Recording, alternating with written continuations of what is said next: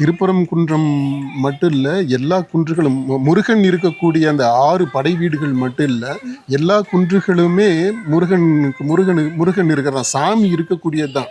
மலையவே திருவண்ணாமலை மலையவே சாமின்னு நம்ம சொல்கிறோம் தமிழ் பண்பாட்டில். அப்போ அதனால் தமிழ்நாட்டில் இருக்கக்கூடிய மலைகள் மட்டும் முருகனுக்கு சொந்தம் இல்லை, இந்தியாவில் இருக்கக்கூடிய மலைகளும் முருகனுக்கு சொந்தம் தான்.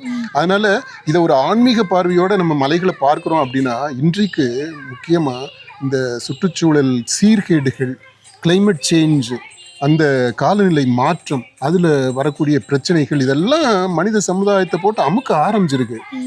இந்த மாதிரியான ஒரு காலகட்டத்தில் இந்த மலைகள் எல்லாத்தையும் ஒரு ஆன்மீக பார்வையில் பார்க்கறது இருக்குது பார்த்தீங்களா, அது ரொம்ப ரொம்ப நல்ல விஷயம்.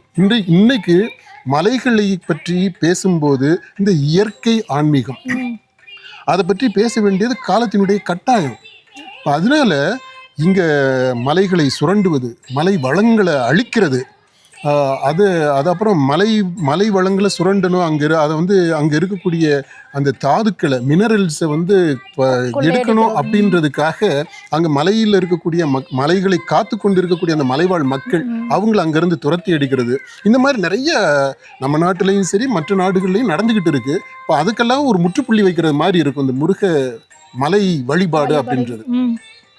நல்ல தீர்மானம். இந்த தீர்மானம் வெறுமனே இந்த முருகன் இருக்கிற மலைகளுக்கு மட்டும் இல்லாமல், குன்றுகளுக்கு மட்டும் இல்லாமல் எல்லா மலைக்குமே இதை அப்ளை பண்ண முடிஞ்சது அப்படின்னா, அந்த ஆன்மீகம் ஒரு சிறந்த ஒரு இன்டர்நேஷ்னல் அவுட்லுக்கோடு இருக்கக்கூடிய காஸ்மிக் ஸ்பிரிச்சுவாலிட்டி, அதாவது அனைத்து இந்த பிரபஞ்சத்தையும் தழுவிய, இயற்கையை தழுவிய ஒரு ஆன்மீகமாக இருக்கும்.